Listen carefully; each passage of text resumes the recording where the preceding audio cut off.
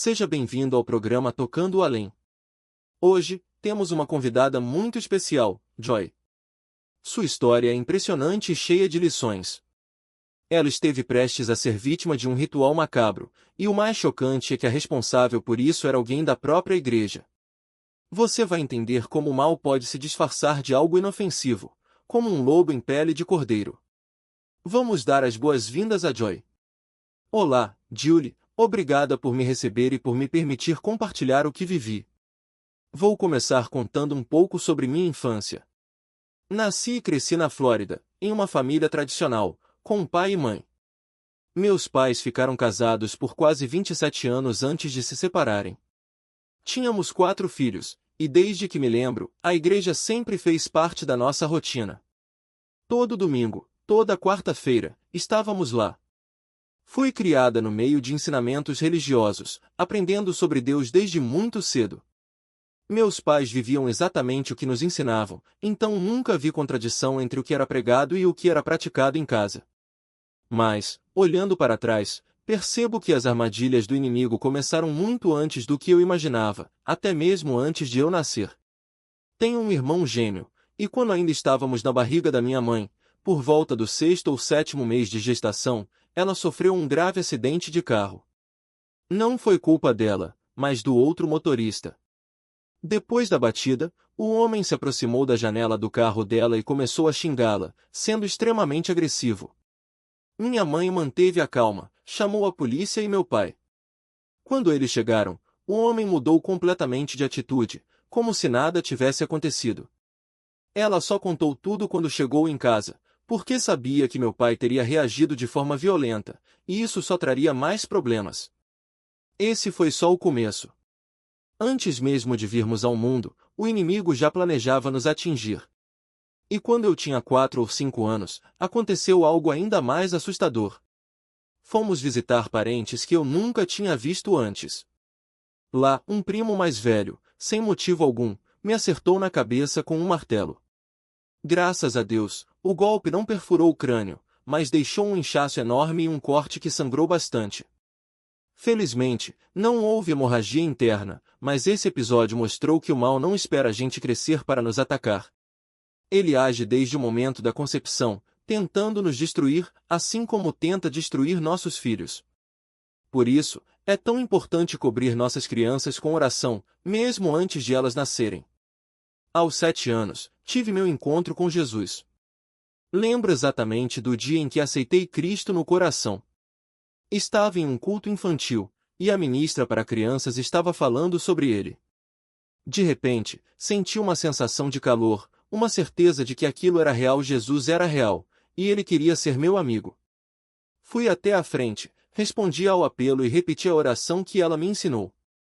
Naquele momento, soube que Jesus era meu amigo. Senti sua presença de uma forma tão clara que não tive dúvidas, aquilo era verdadeiro.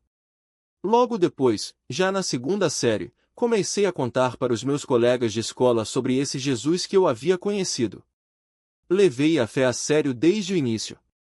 Sabia que ele era real e queria que todos soubessem disso. Quando completei 12 anos, surgiu em mim um desejo forte de pregar, de anunciar a palavra de Deus. Depois dos cultos de domingo, eu queria repetir o sermão do pastor para minha família. Chegava em casa e começava a pregar para quem quisesse ouvir, até para os meus brinquedos, que eu arrumava como se fossem uma plateia. Sempre me vi como alguém que levaria a mensagem de Deus às pessoas. Esse chamado só cresceu com o tempo. Na escola, comecei a me envolver em atividades de mentoria e fui capitã de um grupo de dança rítmica. Tinha um caminho claro pela frente, sabia que queria trabalhar na obra de Deus, dedicar minha vida a falar de Jesus. Depois de me formar no ensino médio, em uma escola cristã, surgiu a oportunidade de ingressar em um seminário bíblico ligado à minha igreja.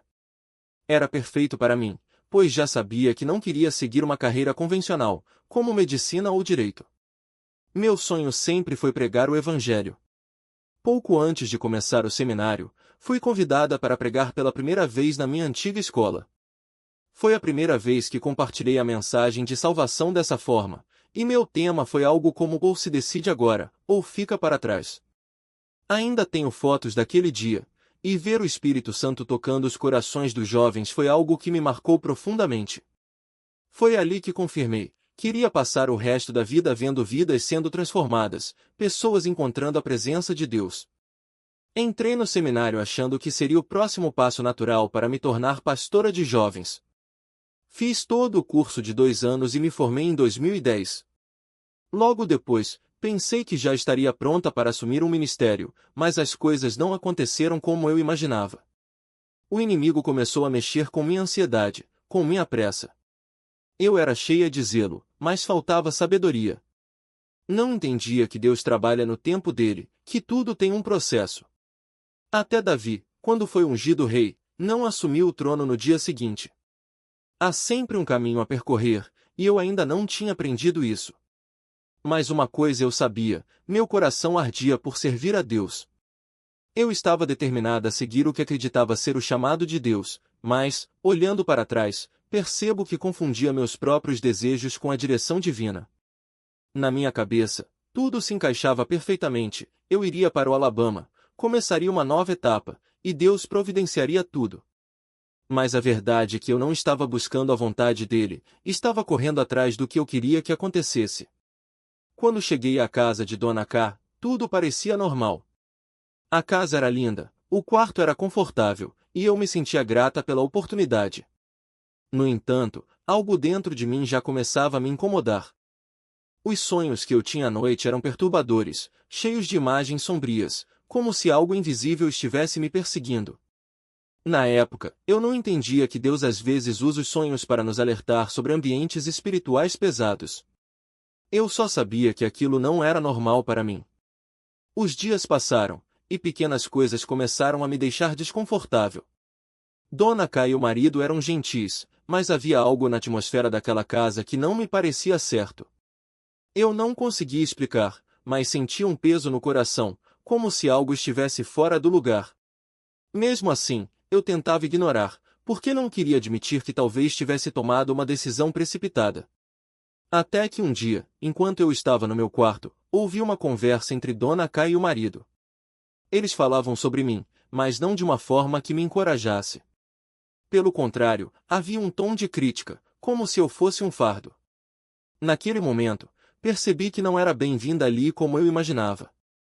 A decepção foi grande, porque eu havia acreditado que Deus tinha aberto aquela porta. Mas, na verdade, eu é que tinha forçado a entrada. A situação só piorou quando comecei a frequentar a escola bíblica. As aulas eram boas, os professores pareciam dedicados, mas eu não conseguia me conectar com ninguém. Era como se eu estivesse em um lugar onde todos já tinham seus grupos, suas amizades, e eu fosse apenas uma visitante. O sentimento de não pertencer, que já havia me acompanhado na igreja anterior, voltou com força total. E então, veio o golpe final.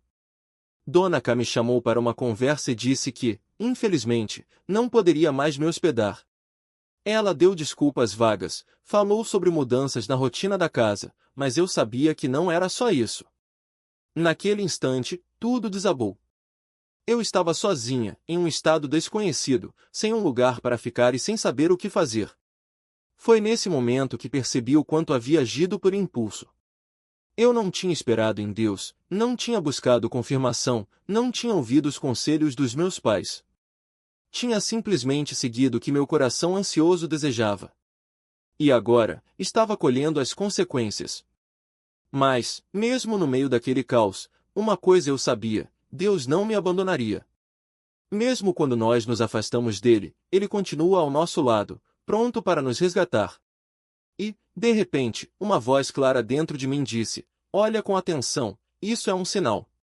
Fiquei ali, observando a cena se repetir. O pato branco se aproximava, e os filhotes se afastavam, assustados. Não entendia o que aquilo significava, mas sabia que Deus estava me mostrando algo importante. Então, ele me fez lembrar de uma passagem da Bíblia, em Mateus 7:15, que diz: cuidado com os falsos profetas, que vêm a vocês vestidos de ovelhas, mas por dentro são lobos devoradores. Naquele momento, a imagem dos patinhos fugindo do pato branco fez sentido. Era um alerta. Eu não conseguia tirar aquilo da cabeça. Voltei para a casa de Mestre K com uma inquietação que não passava. Algo nela me incomodava, mas eu não sabia exatamente o que.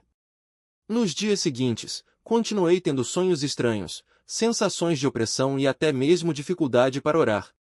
Era como se uma névoa espiritual estivesse ao meu redor, me impedindo de ver com clareza. Certo dia, enquanto estávamos na cozinha, ela me ofereceu um chá. Eu aceitei, sem desconfiar de nada.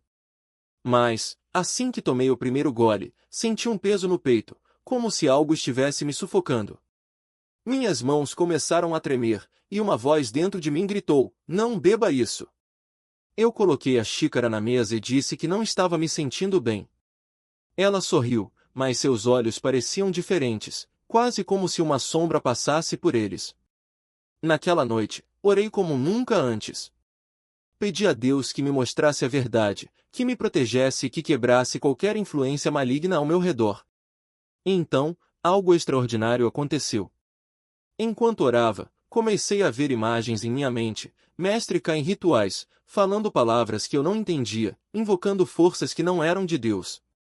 Era como se um véu estivesse sendo retirado dos meus olhos. No dia seguinte, decidi que precisava sair dali. Não importava o que acontecesse, eu não podia mais ficar naquela casa. Conversei com uma amiga da igreja e contei tudo o que estava acontecendo. Ela me ouviu com atenção e, depois de um momento de silêncio, disse: "Você precisa de libertação. O que está acontecendo com você não é natural. É espiritual." Foi então que comecei a entender que não se tratava apenas de uma mudança de ambiente ou de nervosismo. Havia algo muito mais profundo e perigoso em jogo. E, pela primeira vez, percebi que Deus não estava apenas me protegendo, Ele estava me preparando para uma batalha. Olhando para mim com calma, mas com uma firmeza que só quem já viu o sobrenatural entende. Ela não se assustou, não gritou, apenas continuou orando com mais intensidade, como se cada palavra fosse uma espada cortando as correntes invisíveis que me prendiam. E, de fato, era isso mesmo. Enquanto ela orava, aquelas pequenas esferas, porque era isso que pareciam, minúsculas contas pretas, continuavam a sair dos meus braços, do meu pescoço, até mesmo do meu rosto. Não doíam, não deixavam marcas, mas a sensação era de algo estranho, como se meu corpo estivesse expulsando algo que não pertencia a ele. Eu sentia um alívio imediato, como se um peso estivesse sendo retirado de mim, camada por camada. Mas, ao mesmo tempo, havia um medo profundo, porque eu sabia que aquilo não era normal. Não era uma alergia, não era suor, não era nada que a medicina pudesse explicar. Minha mãe, sem hesitar, pegou um copo de água e começou a declarar sobre ele, falando em línguas, profetizando vitória, quebrando maldições. Ela me fez beber aquela água como se fosse um antídoto divino, e eu obedeci, mesmo sem entender completamente o que estava acontecendo. Naquele momento, a fé dela se tornou a minha âncora. Se ela não tivesse agido com tanta convicção, se tivesse duvidado por um segundo sequer, eu não sei o que teria sido de mim. Depois daquela oração, as coisas começaram a se acalmar. O frio que me consumia foi diminuindo, a névoa nos meus olhos se dissipou, e eu consegui respirar fundo pela primeira vez em horas. Mas o mais impressionante foi quando, no dia seguinte, acordei e percebi que minha mente estava clara. As lembranças do que havia acontecido não tinham sumido, mas a opressão que as acompanhava tinha ido embora. Era como se uma cortina tivesse sido puxada, revelando a verdade por trás de tudo aquilo. Ainda assim, eu sabia que a batalha não tinha acabado. O que eu havia vivido naquela casa não era apenas um ataque isolado, era parte de algo maior, algo que eu ainda não conseguia nomear. Mas uma coisa eu tinha certeza: Deus não me deixaria enfrentar aquilo sozinha. Ele já tinha me mostrado que, mesmo nos momentos mais escuros, sua luz estava ali, guiando-me para fora da escuridão. Nos dias que se seguiram, comecei a buscar mais sobre o que havia acontecido. Não por curiosidade mórbida, mas porque precisava entender. Precisava saber como me proteger, como reconhecer os sinais de um ataque espiritual antes que ele me pegasse desprevenida novamente. Foi então que percebi que o que eu tinha vivido não era apenas uma experiência pessoal, era um testemunho. E testemunhos existem para serem compartilhados, não para serem escondidos. Aquela mulher, a senhora Casials, não era apenas uma pessoa má. Havia algo nela, algo que ia além da maldade humana. E o que ela tentou fazer comigo não era apenas um envenenamento, era um ritual. Um ritual para me silenciar, para me impedir de cumprir o propósito que Deus tinha para mim. Mas Deus não permite que seus planos sejam frustrados. Ele usa até mesmo as piores situações para nos fortalecer, para nos ensinar a depender dele de uma forma que nunca imaginamos. Hoje, quando olho para trás, vejo que cada detalhe daquela noite, o alimento envenenado, a voz que me alertou, o frio sobrenatural, as esferas saindo da minha pele, fazia parte de uma guerra espiritual que eu nem sabia que estava acontecendo. Mas Deus sabia. E Ele já tinha preparado o caminho para minha vitória muito antes de eu sequer entender que estava em perigo. A lição mais importante que tirei de tudo isso?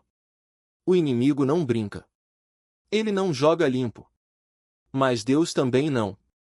E a diferença entre os dois é que Deus já venceu. Ele já derrotou a morte, o pecado e todas as forças das trevas. E quando estamos nele, essa vitória também é nossa. Não importa o que o inimigo tente fazer, não importa quão escuro o caminho pareça, a luz de Cristo sempre prevalece. Por isso, hoje eu declaro com toda a certeza, Jesus é maior. Ele é mais forte. E nada, absolutamente nada, pode nos separar do seu amor. Nem venenos, nem espíritos malignos, nem planos diabólicos. Porque quando Deus está conosco, quem será contra nós? Estava olhando através dos meus olhos. Era como se algo ou alguém estivesse ali, usando meu próprio reflexo para me observar.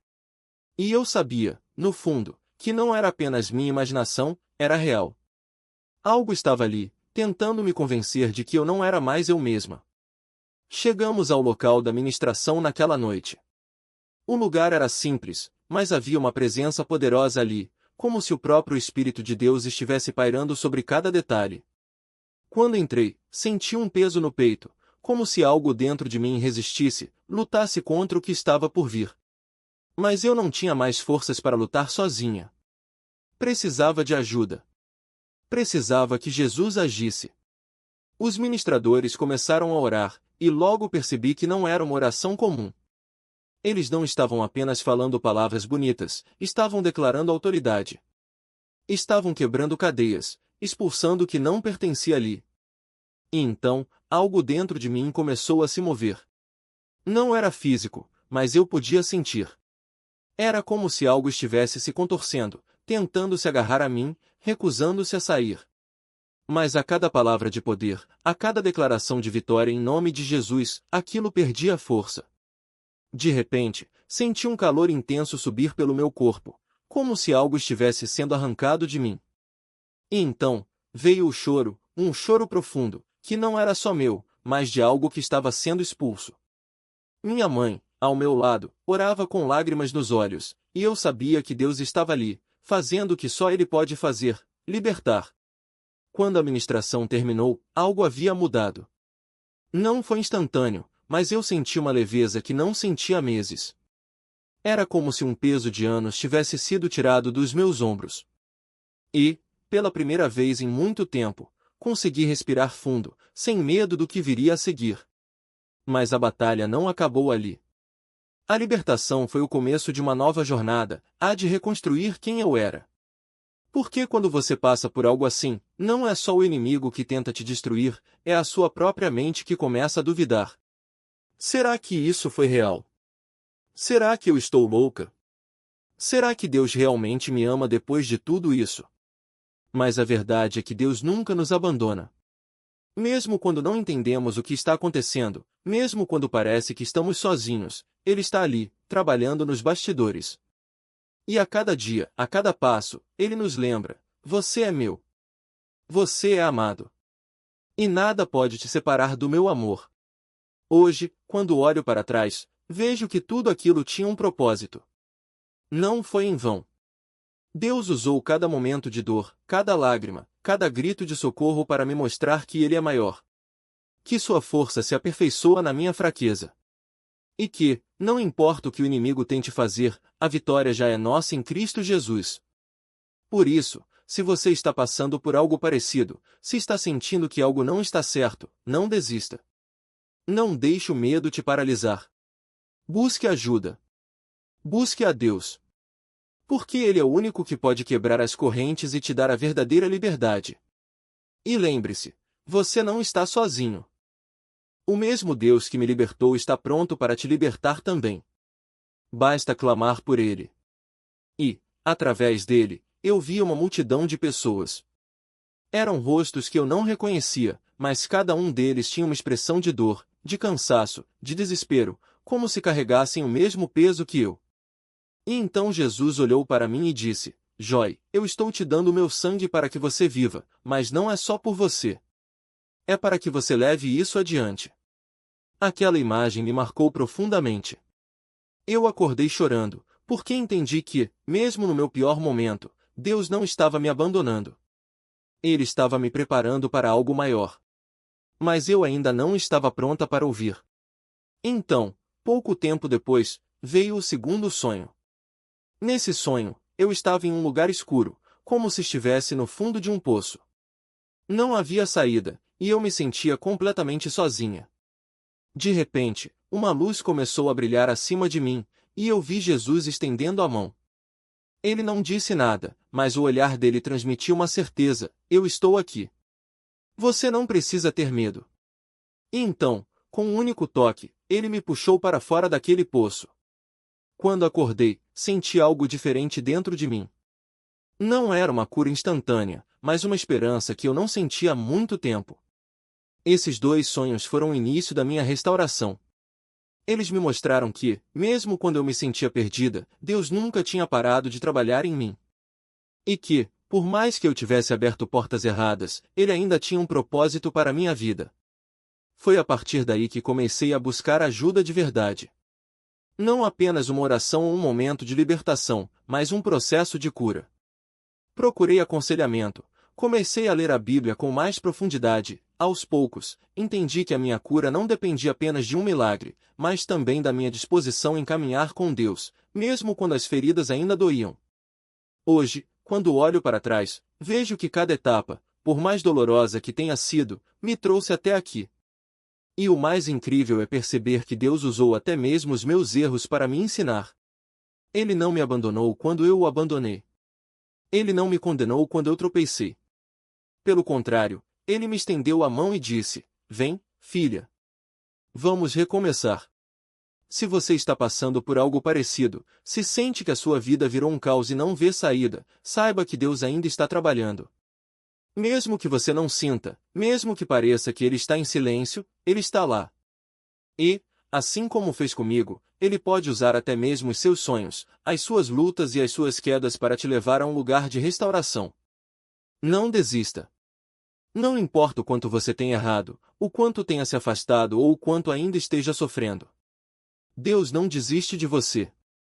E a prova disso é que Ele já te amou antes mesmo de você saber que precisava dele. Estava ali, olhando para mim com um amor tão profundo que eu quase podia senti-lo atravessar minhas penas. Ele não disse nada, mas seus olhos falavam tudo: eu sei. Eu entendo. E estou aqui. Então, com toda a ternura, Ele soprou sobre mim. Não foi um vento forte, mas uma brisa suave, como se cada fôlego dele carregasse vida nova. De repente, senti algo mudar dentro de mim.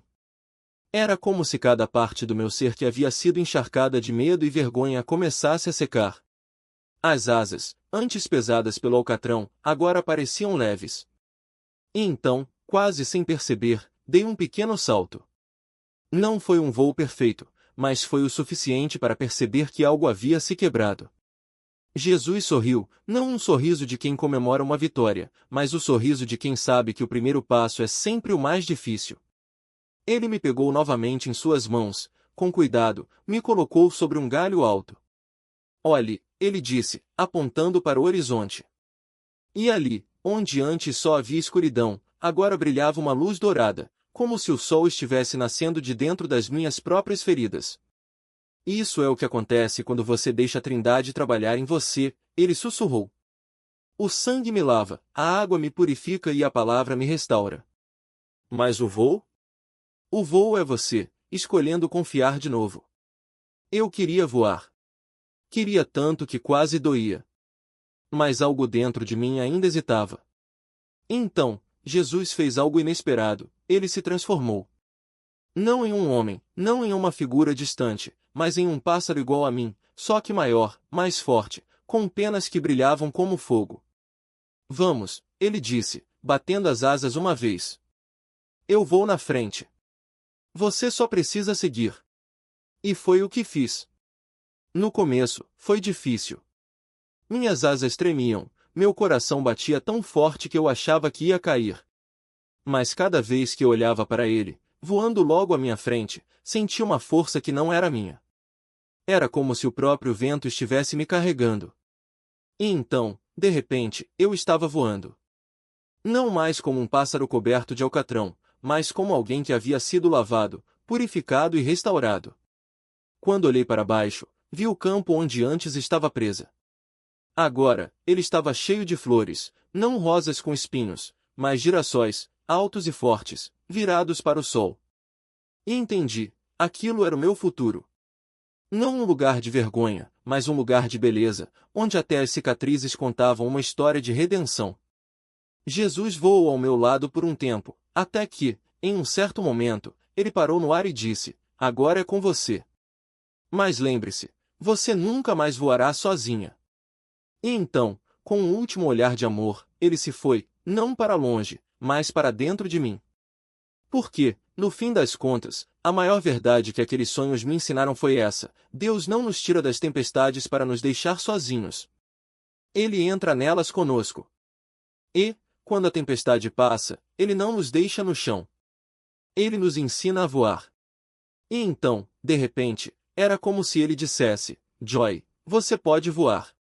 E havia algo tão leve, tão brincalhão na forma como ele falava, como se o próprio som daquelas palavras carregasse um riso escondido. "Joy, você pode voar", repetia, enquanto eu, no fundo, insistia: "Não posso. Não consigo. Vou ficar aqui, deitada, no chão." Mas ele não desistia. Continuava ali, paciente, falando com uma alegria que não era apenas um sentimento, era viva, tangível, como ondas de luz se espalhando pelo ar e penetrando a terra ao nosso redor. Era como se cada palavra dele vibrasse em uma frequência própria, e eu pudesse ver aquela alegria se espalhando, tocando tudo ao redor. E então, pouco a pouco, comecei a acreditar. Não porque ele me convencesse com argumentos, mas porque a certeza vinha de dentro, como se algo em mim respondesse aquela verdade antes mesmo que minha mente entendesse. E, à medida que acreditava, comecei a sentir. Primeiro, uma leveza nos pés, como se o chão já não me prendesse tanto. Depois, um formigamento nas mãos, como se asas invisíveis começassem a se desdobrar. Até que, num instante, eu estava voando. Não sozinha, ele ainda me segurava, firme, com uma mão que não me soltava, mas também não me carregava à força. Esperava. Aguardava o momento em que eu, finalmente, confiasse o suficiente para alçar voo. E quando voei, foi como se todo o céu se abrisse.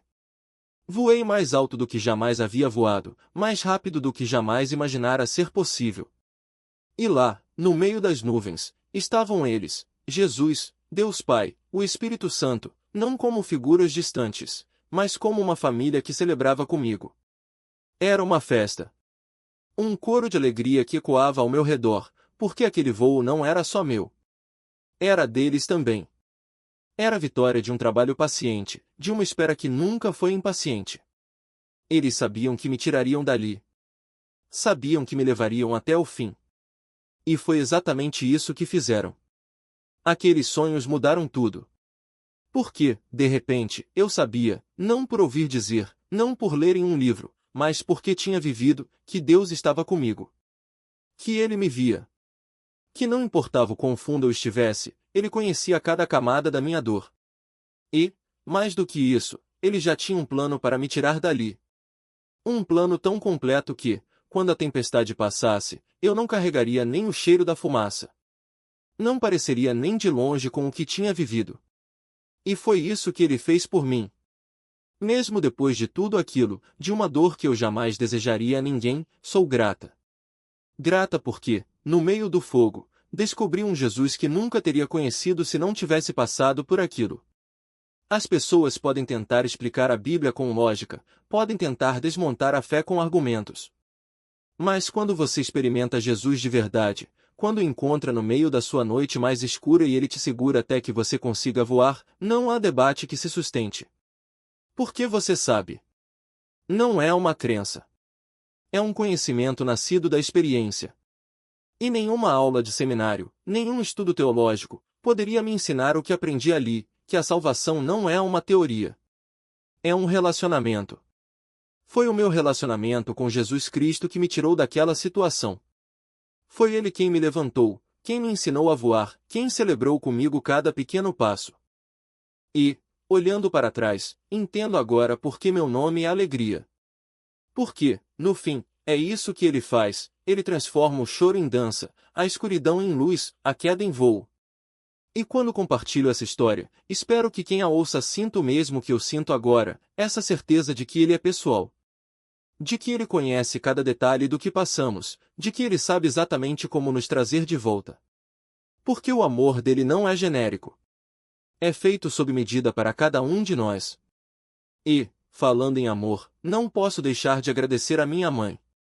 Uma mulher incrível, que orou por mim mesmo quando eu não conseguia orar por mim mesma.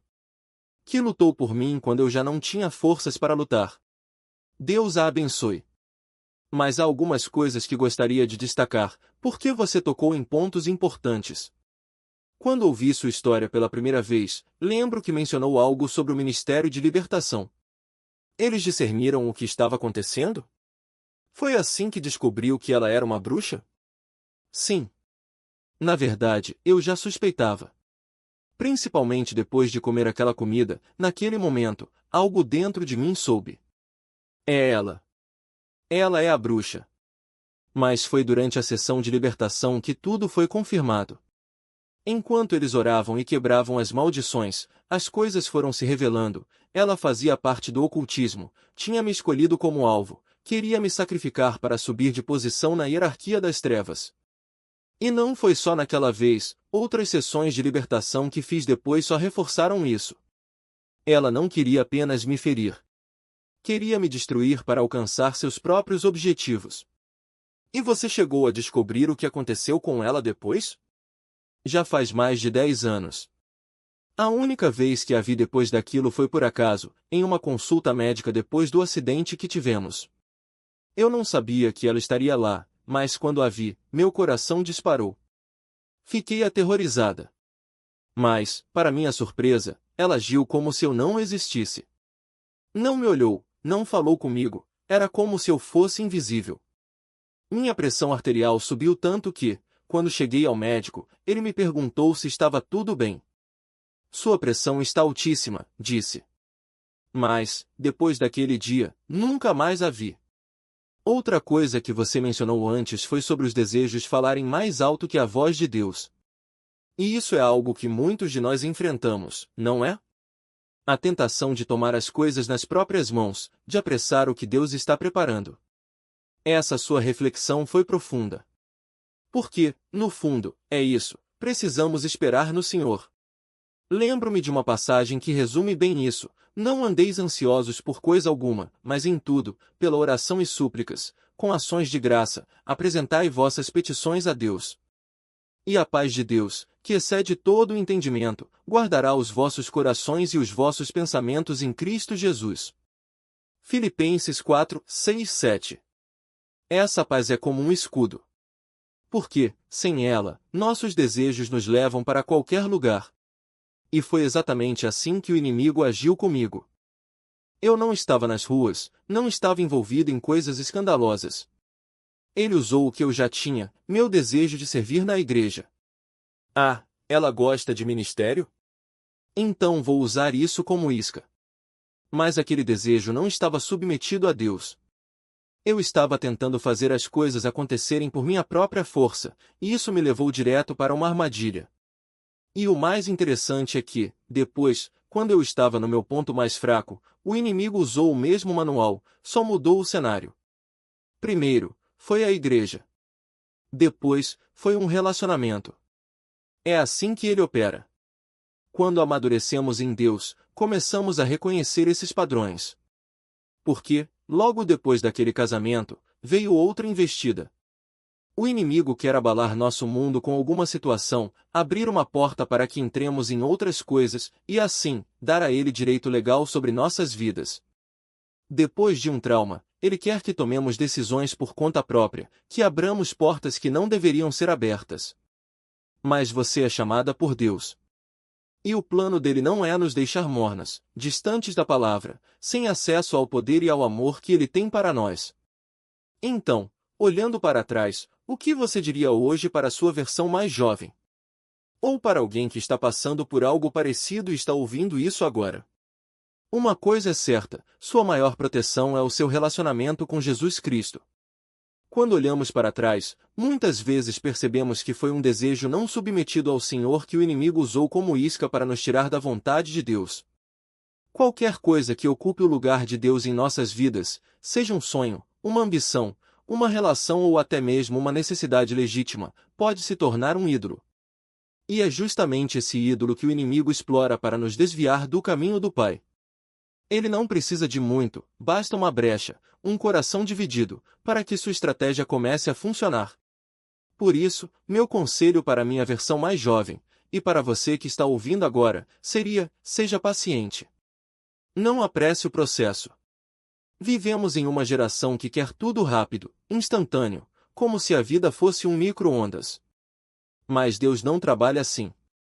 Ele nos chama a nos humilharmos sob sua poderosa mão, confiando que, no tempo certo, ele nos conduzirá ao seu propósito. Aprenda a amar Jesus antes de amar o ministério. Antes de se apaixonar pelas obras, apaixone-se pelo autor delas. Lembra-se de Marta, na Bíblia? Ela estava tão ocupada servindo a Deus que acabou perdendo o melhor, o tempo aos pés de Jesus. E é justamente nesse lugar secreto, na intimidade com Ele, que encontramos a verdadeira proteção. A palavra de Deus é clara: quando habitamos no esconderijo do Altíssimo, descansamos à sombra do Onipotente. Essa sombra é um escudo. É como um guarda-chuva espiritual que nos cobre quando permanecemos debaixo dele. Mas toda vez que nos afastamos desse lugar, mesmo que seja por algo que pareça bom, nos expomos aos ataques do inimigo. Por isso, valorize o lugar secreto. Não é algo que muitos falam hoje em dia, mas é ali, na presença de Deus, que somos verdadeiramente conhecidos e transformados. Desligue as distrações, abra a Bíblia, renda-se completamente e diga: Senhor, esta vida não é minha. É sua. Faça o que quiser com ela. Quando nos entregamos assim, o inimigo perde o poder sobre nós. Não porque sejamos fortes, mas porque estamos protegidos sob a autoridade de Cristo. E mais, cerque-se de pessoas que oram. Se não fosse pela minha mãe e pela minha família intercedendo por mim, não sei onde estaria hoje. A oração funciona. A Bíblia diz que a oração do justo pode muito em seus efeitos. Então, tenha ao seu redor pessoas que não vão alimentar o caos, mas que vão orar por você, que vão ficar na brecha e lutar em seu favor. E não deixe de ter sua própria vida de oração. O inimigo tem um plano simples: ele não quer que você tenha tempo com o Senhor, não quer que você mergulhe na palavra, não quer que você esteja perto de pessoas que amam a Jesus e oram. Se ele conseguir destruir essas coisas em sua vida, você se tornará uma presa fácil. Mas quando resistimos a essas estratégias, quando priorizamos a presença de Deus, vemos o jardim da nossa alma florescer. É como provar um pedaço do céu aqui na terra. Por isso, hoje, eu declaro sobre sua vida, que você experimente a paz que excede todo entendimento. Que o Senhor troveje em seu coração como está trovejando lá fora. Que Ele derrame sobre você um óleo de unção pessoal, cobrindo cada área da sua vida. Em nome de Jesus, eu cancelo toda ansiedade, todo forte domínio do inimigo, toda palavra de maldição que tenha sido lançada contra você. A palavra diz que nenhuma arma forjada contra nós prosperará, e toda língua que se levantar contra nós em juízo será condenada. Então, eu profetizo livramento sobre você. Seja o que for que esteja te aprisionando, feitiçaria, medo, vergonha, culpa, eu declaro liberdade em nome de Jesus. E que o mesmo Deus que transformou minha história transforme a sua. Que você veja a marca do amor dele em cada detalhe da sua vida, assim como eu vi na minha. Que a esperança de Jeremias 29:11, porque sou eu que conheço os planos que tenho para vocês, diz o Senhor, planos de paz e não de mal, para dar-lhes um futuro e uma esperança, se cumpra em você.